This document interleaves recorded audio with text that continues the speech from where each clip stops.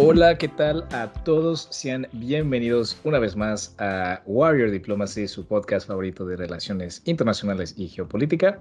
Soy su host habitual, ya me conocen, el acento mexicano del podcast, Fabio Almada, y hoy me acompaña alguien muy interesante que yo creo que a ustedes ya les sonará su voz porque hicimos un episodio colaborativo con Punto de Vista, un podcast muy bueno también de política y relaciones internacionales.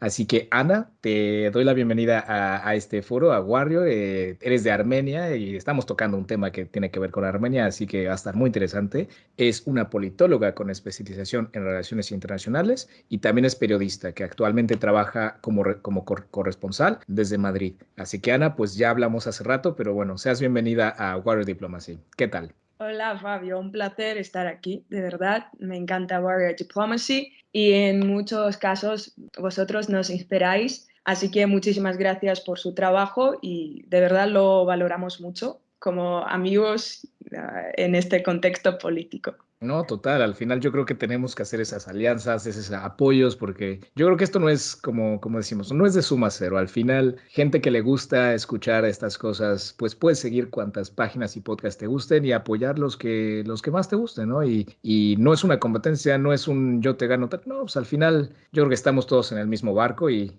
está guay hacer estos como exchanges así, es muy interesante.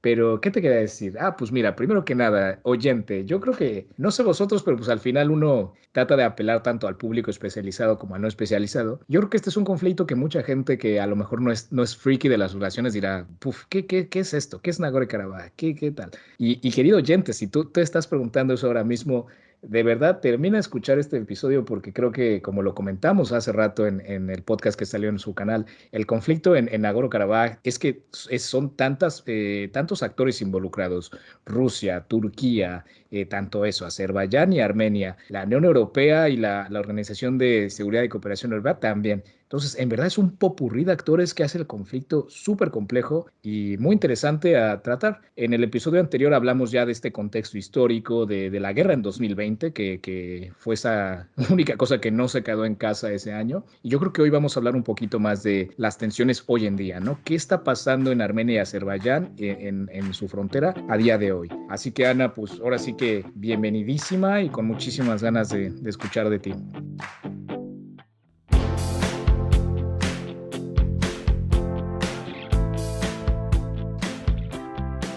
Bueno, Ana, pues en este primer bloque hablaremos yo creo que eso, ¿no? Un poquito de las consecuencias de la guerra de 2020 y a qué llevó ese conflicto a día de hoy, ¿no?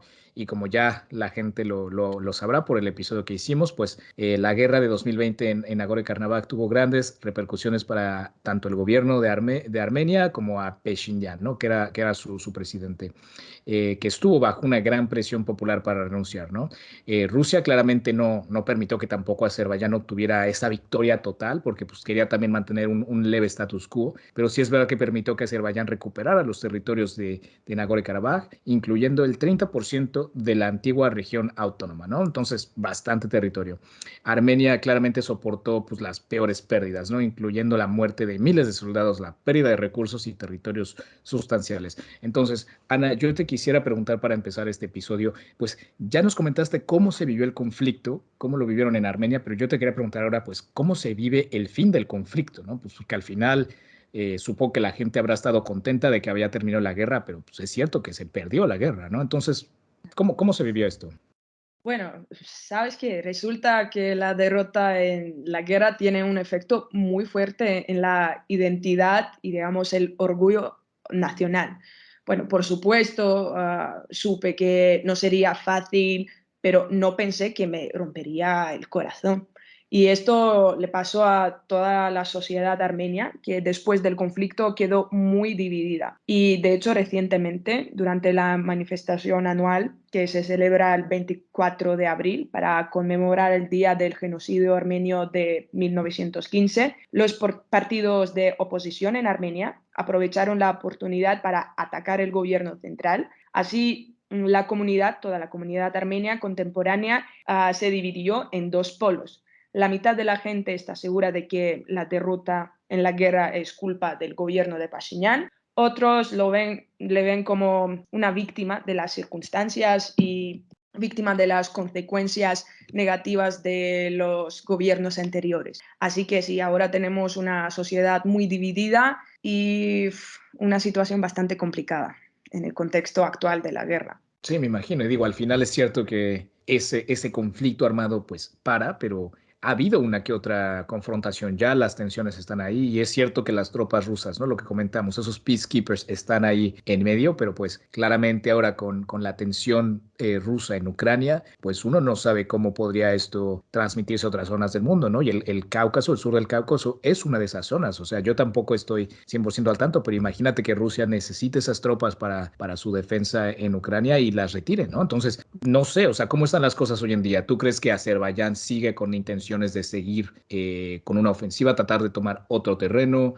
Armenia pues claramente está debilitado después de las confrontaciones. Estoy seguro que Azerbaiyán igual, pero bueno, como lo comentamos, Azerbaiyán tiene mucho apoyo de Turquía. Así que hoy en día, ¿cómo ves estas tensiones? ¿Cómo ves la situación entre los dos países? ¿Cómo están las cosas como tal en Nagorno-Karabaj, allá en el sur? ¿Cómo ves la situación, Ana? Bueno, en la fase actual del conflicto cabe destacar dos aspectos. El primero afecta el propio Artsaj y el segundo directamente a Armenia. Por un lado, ya pasaron más de 4 meses y Azerbaiyán sigue bloqueando la única carretera que conecta Artsaj con Armenia, el corredor de Lachin. Así, más de 120.000 personas se quedaron sin acceso a alimentos, energía y atención médica. Desde Azerbaiyán afirman que se trata de una protesta medioambiental contra las explotaciones mineras en Nagorno-Karabaj, que de hecho ya dejaron de funcionar. Esto es algo ridículo porque, bueno, yo no sé desde cuándo Azerbaiyán empezó a preocuparse tanto por asuntos ecológicos. Obviamente parece solo una excusa así artificialmente creada. Y la ONU, Estados Unidos, toda la Unión Europea, Rusia dijeron que están muy preocupados, pero no es lo que necesita la gente aislada de todo el mundo. Ujú. Obviamente estos llamamientos no van a cambiar la vida de un niño que ahora está en Karabaj sin comida, sin electricidad, sin posibilidad de ir a una escuela, estudiar y hacer lo que debe hacer un niño. Supongo que también el gobierno de Azerbaiyán, pues poco interés por las comunidades armenias que están en el territorio. O sea, al final querían, yo creo que era un poco más una cuestión de orgullo nacional, territorial, que por la población que vive en Nagorno-Karabaj. Entonces, al final, pues sí, la gente como en cada conflicto armado es la que termina perdiendo, ¿no? Sí, y entonces esto es lo que pasa directamente con Nagorno-Karabaj, con Artsaj. Y por otro lado tenemos el conflicto ya abierto entre Azerbaiyán y Armenia, y durante este tiempo Azerbaiyán ya ha invadido en varias ocasiones el territorio soberano de Armenia. Porque, repito, territorio soberano, violando todos los derechos internacionales posibles, y entre sus objetivos a gran escala está de conectar vía terrestre con Turquía, el corredor que se llama Zangezur, es otro corredor que estratégicamente y es muy importante para Azerbaiyán y Turquía, así que quieren Claro. aprovechar esta situación para conectar estos territorios túrquicos. No, y para que los oyentes también se hagan una idea, pues aquí como un mapa mental, así que lo visualicen, pues al final es que en el sur de estos dos países, haz de cuenta que como que hay territorio de Azerbaiyán que está muy a la izquierda, luego tienes Armenia y luego ya lo que es como toda la parte de Azerbaiyán. Entonces como que este conflicto también, yo creo que estratégicamente les viene bien por pues, los conductos de gas que vienen de esta parte pues fuerte a su enclave que está abajo a la izquierda y conectar con Turquía y pues tratar de vender este gas por oleoducto a cualquier empresario, empresa, lo que sea europeo, ¿no? Entonces, yo creo que desde la perspectiva económica, comercial y estratégica, el interés de esta zona, ¿no? Pero bueno, al final, entonces, por lo que yo tengo entendido, Ana, como tú me lo dices, o sea, por derecho internacional, el territorio le pertenece a Armenia, ¿no? O sea, de una u otra manera, por ley, era territorio armenio, ¿no? Más allá de lo que el conflicto dicte. Sí, ya Claro. por eso ya las cosas cambiaron mucho desde la primera guerra en Nagorno-Karabaj y luego de 2020, cuando Rusia sí que usaba este argumento, ay, miren, que el conflicto pasa entre Azerbaiyán y Nagorno-Karabaj y no pasa en el territorio soberano de Armenia, pero ahora las cosas sí que cambiaron. Ahora hablamos del territorio de Ujú. Armenia y el problema es que Azerbaiyán no ha cambiado ni una sola vez su discurso oficial sobre los armenios en su corta historia. Por un lado, los armenios son un enemigo exterior que aglutina a la población, a población de Azerbaiyán en torno a su autoritario presidente y ahora tercera década de mandato. Por otro lado, distraen a la población de Azerbaiyán de los verdaderos problemas internos del país. Por ejemplo, en sus discursos, el presidente de Azerbaiyán, Aliyev, usó en varias ocasiones la expresión de fascismo armenio y presentó reclamos territoriales sobre la mayor parte de Armenia, incluida la capital Yerevan. ¿De qué estamos hablando? El presidente turco Erdogan también, en uno de sus discursos públicos en Bakú, apeló con entusiasmo al espíritu de Enver Pasha, uno de los líderes de los jóvenes turcos que se convirtieron en los iniciadores y participantes del genocidio armenio. El punto, al final, no es ni siquiera cómo se expresan exactamente los líderes de Azerbaiyán o Turquía, sino que tales declaraciones sobocan la idea misma de la posibilidad de confianza mutua, el desarrollo de relaciones mutuamente beneficiosas y muestran que planes se traman realmente bajo los lemas de cooperación y desbloqueo de las comunicaciones en la región. Así que Azerbaiyán y Turquía siguen con su discurso y están así abiertamente, digamos, bastante furiosos con los armenios. Ana, yo te quería preguntar una cosa antes de pasar al siguiente bloque. No es un misterio, ¿no? El caso de Azerbaiyán es un país que muchos critican, claramente un régimen autoritario donde las elecciones no son libres, el poder político está muy concentrado en las manos de Aliyev y su familia, la corrupción está por doquier y pues hay muchos casos de violaciones a los derechos humanos, ¿no? Ahora lo que vimos en Nagorno-Karabaj fue un claro uso de la fuerza y yo te quisiera preguntar eso, ¿cómo es posible que Azerbaiyán se sale con la suya? O sea, estamos viendo ahora cómo el orden internacional critica a Rusia por lo que ha hecho y ¿por qué no fue el caso así con Armenia, con Azerbaiyán? Sí, bueno, mira, Fabio, tienes toda la razón. En estos momentos Bakú no tiene buena imagen a los ojos del mundo occidental debido al sistema político autoritario del país y al estrechamiento de los contactos con Moscú tras el inicio del conflicto en Ucrania por incumplimiento de las sanciones, etcétera. Pero aquí puedo destacar tres aspectos. En primer lugar, sucede que la preocupación del mundo occidental por los derechos humanos y la justicia solo se extiende a un círculo muy estrecho de países. Si no resulta rentable económicamente luchar contra estos valores, ¿por qué deberían hacerlo? En segundo lugar, dada la reducción del suministro directo de energía, Occidente está interesado en un proveedor como Azerbaiyán y así en este contexto el verano pasado la Unión Europea anunció un nuevo acuerdo energético con Azerbaiyán, el país de Caspio rico en gas, y esto puede duplicar las entregas de gas a Europa en los próximos 5 años como parte de las medidas de Bruselas para reducir la dependencia de Rusia. Y en tercer lugar, Bakú ha decidido aprovechar las relaciones entre Irán y Azerbaiyán, que se han deteriorado de manera muy significante en los últimos años. Así, Irán no quiere que Bakú se meta en el corredor de Zangezur, porque si lo hiciera, esta cortaría a Irán de Armenia. Y a su vez, Azerbaiyán y Turquía están interesados en aislar a Irán de Armenia para reforzar su posición en la región. Se trata de una lucha puramente geopolítica entre Irán y Azerbaiyán, que cuenta con el apoyo de Turquía, que es rival también de Irán desde hace años. No es un enemigo, sino que un rival. Y Irán no puede perder a Armenia por la geopolítica del suministro de gas, porque hace poco Teherán, capital de Irán, declaró que quiere construir un gasoducto a través de Turkmenistán, Armenia, hasta Irán. Y por tanto, los planes de Azerbaiyán en este sentido molestan realmente a Irán. Por eso, Bakú intenta vender a los países occidentales la idea de luchar contra Irán, que encuentra apoyo en Washington, por ejemplo.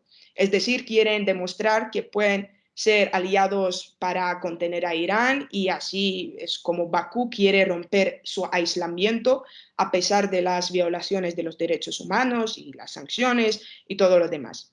Así que sí, Claro. vemos como Azerbaiyán también está jugando sus cartas muy bien. en este No, contexto. sin duda. No, sin duda. Es que se me hace brutal, de verdad. Es que ahora que también esta crisis de combustibles, del precio del gas, del petróleo, ahora todas las dictaduras, pues te conviertes en amigo, ¿no? Pasó con el régimen de Maduro y Venezuela, con ese apretón de manos con Macron hace unos meses, con Azerbaiyán igual y hasta cierto punto con Irán también, ¿no? Así que, joder. Pero lo dices muy bien, de verdad es que esto es un conflicto de intereses geopolíticos, comerciales, económicos y lamentablemente al final, como lo hemos dicho una y otra vez, pues la gente que lo termina pagando son los civiles o los reclutas que mueren en los conflictos. Pero bueno, Ana, pasando de vuelta y tocando una vez más estas tensiones y lo que estamos viendo hoy en día en esta región, creo que podemos pasar a este segundo bloque y hablar pues, de lo que vemos, ¿no? Volveremos a ver un conflicto en la zona, las tensiones actuales y pues las consecuencias de la guerra de Ucrania, ¿no?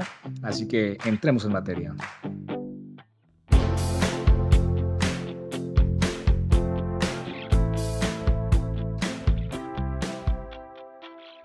Bueno, queridos oyentes, pues como lo hemos hablado ya bastante, ya de seguro son más expertos que nosotros en el tema, Rusia y Turquía estaban muy involucrados en este conflicto que vimos en 2020 y pues ambos se beneficiaron de este acuerdo de alto al fuego, ¿no? Turquía sale detrás de las cortinas como este apoyo de Azerbaiyán fuerte, se convierte, ¿no? En socio de este alto al fuego. Azerbaiyán argumenta, ¿no? Que el papel de Turquía fue importante, indispensable para meterlos en la mesa y no fue parte del tratado oficial porque había oposición de Rusia y Armenia, pero estaba metido, ¿no? Entonces, esto no le quita el hecho de que Turquía demostró su papel como esta segunda potencia regional en el Cáucaso, ¿no? Detrás de Rusia, que ya tiene bastante manera de influir en la geopolítica de la zona, ¿no? Entonces, pues Ana, yo te pregunto un poco eso a ti. Desde el alto al fuego, ¿cómo terminan las cosas? A lo mejor ya el rol Armenia, Azerbaiyán, Turquía. ¿Cómo están las cosas, las tensiones, para dónde han ido? Y ha habido ya un poco confrontación bélica también estos años, ¿no? Entonces, ¿cómo terminaron las cosas? Bueno, actualmente el conflicto sigue en la fase, yo diría abierta. ¿Por qué?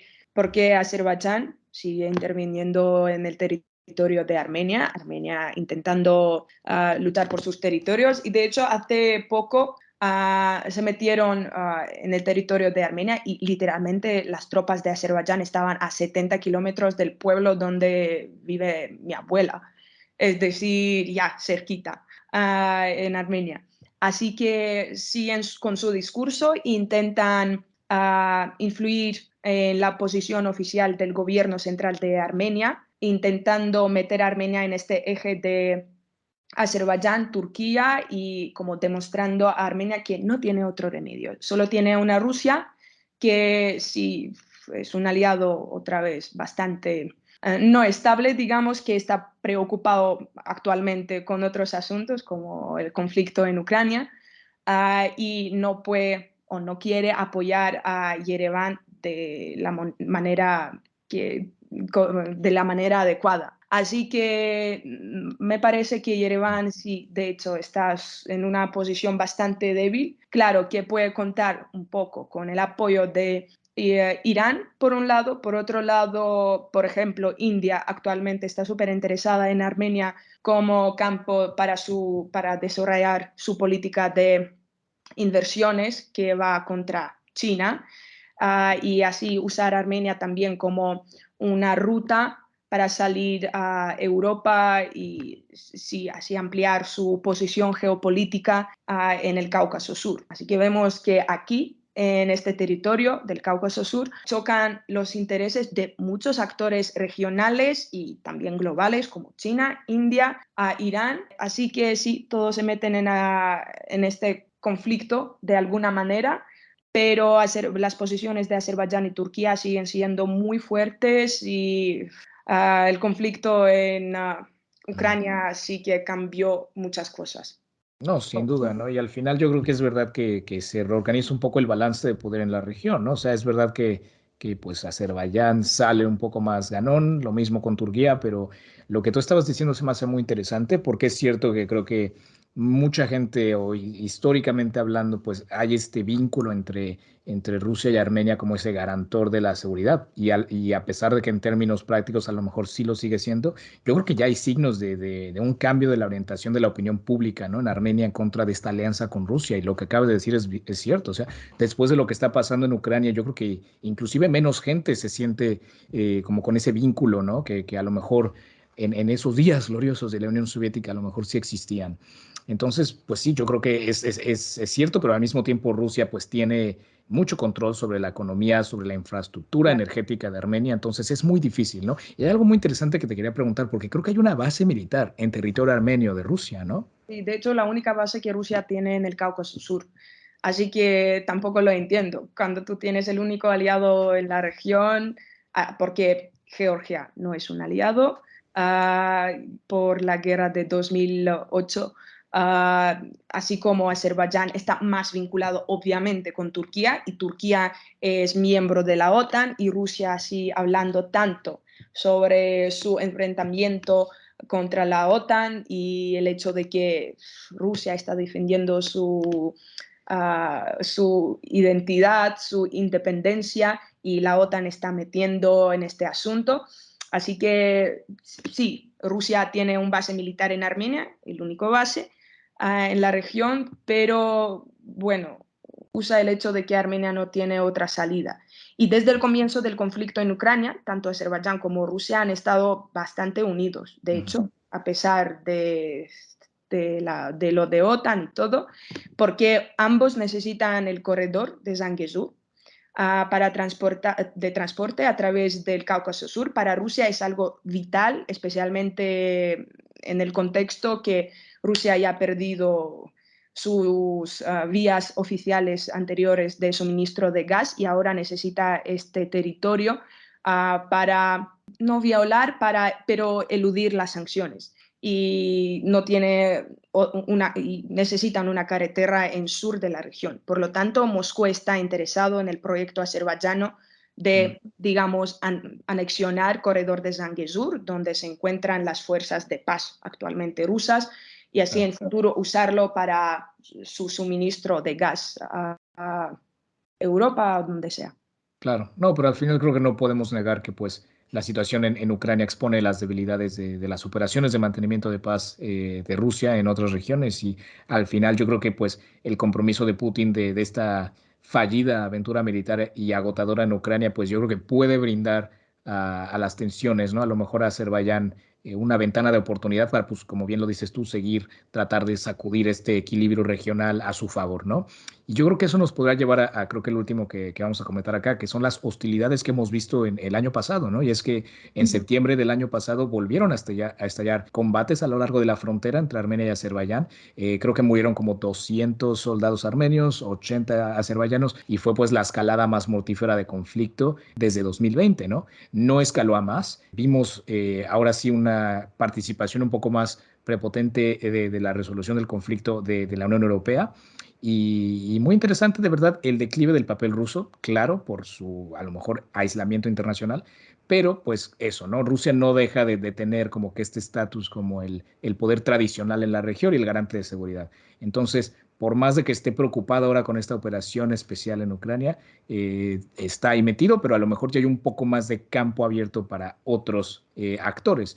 Y de hecho, creo que ya ha habido como 4 veces que los líderes de Azerbaiyán y Armenia se han juntado en el Consejo Europeo con Charles Michel, su presidente, y pues para tratar de resolver las cosas. Y hasta lo que yo entiendo, las cosas no han escalado más. Es verdad que la Unión Europea ha desplegado expertos a lo largo de Armenia en la frontera internacional con este objetivo de monitorear, de analizar, informar sobre la situación. Yo creo que hay también, pues el riesgo de esta nueva escalada a lo largo de la frontera es alto, pero al mismo tiempo yo creo que Armenia está contento, ¿no? Con tener ese despliegue de observadores porque puede servir como un elemento disuasorio, ¿no? Para Azerbaiyán. Sin embargo, pues quién sabe, o sea, tú ves a Azerbaiyán tratando de seguir buscando una ofensiva, a pesar de a lo mejor ahora las cosas estando más complicadas con un posible cambio de gobierno en Turquía. ¿Cómo ves cuál es tu asesoramiento de la situación, Ana? Bueno, me parece que La posición oficial de Azerbaiyán de Bakú no va a cambiar porque va a seguir la misma mientras Aliyev está en el poder. Con Turquía es muy difícil ahora hablar de esto, teniendo en cuenta que las cosas sí que pueden cambiar el 14 de mayo, después de las elecciones en Turquía, que es un aspecto muy interesante, importante, porque si Erdogan gana, bueno, su retórica no va a cambiar.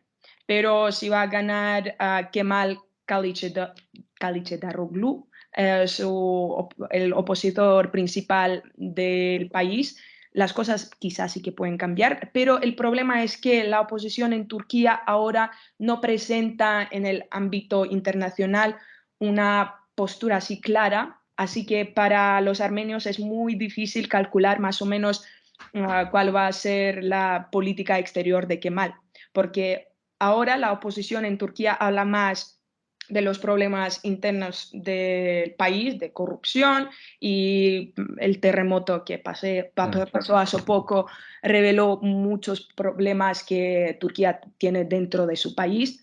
Así que vamos a ver qué va a pasar después de las elecciones en Turquía, muy difícil de calcularlo, pero hay otro aspecto también muy importante, que ahora, después de todas estas negociaciones que tú mencionaste, hay ahora en el territorio de Armenia-Artsaj, se metieron los observadores europeos, pero por lo que veo yo ahora, Rusia y Turquía, así como Azerbaiyán, intentan sacar estos observadores europeos porque no necesitan testigos ahí que van en futuro de alguna manera a violar sus planes que tienen. Así que sí, también podemos observar dos procesos interesantes. Por un lado, hay que esperar las elecciones en Turquía y por otro lado, vamos a ver qué va a pasar con los observadores europeos que están ahí, pero no me parece que van a durar mucho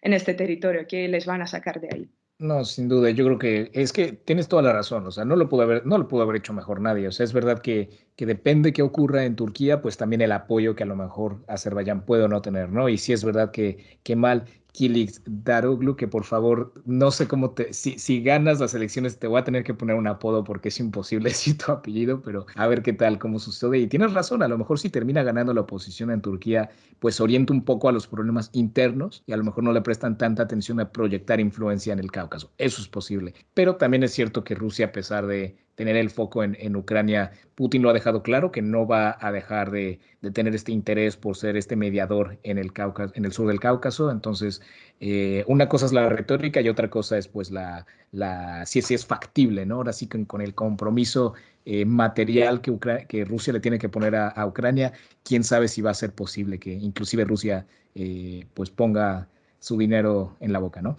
En fin, Ana, me ha gustado mucho, creo que hemos hecho un capítulo muy interesante. De verdad siento que en el primer episodio que hicimos en Punto de Vista detallamos a fondo cómo llegamos a los conflictos que hemos visto y en este episodio en Warrior pues le hemos podido dar un poco un toque más fresco de lo que está pasando hoy en día, ¿no? Ha sido un verdadero placer darlo y platicarlo contigo, que yo creo que la mejor manera de conocer lo que pasa en el mundo es hablando con gente que viene de estos lugares. Y hacerlo en español es un privilegio y de verdad que tienes un español increíble. Ay, Así que muchísimas gracias, de verdad. Muy buena conversación.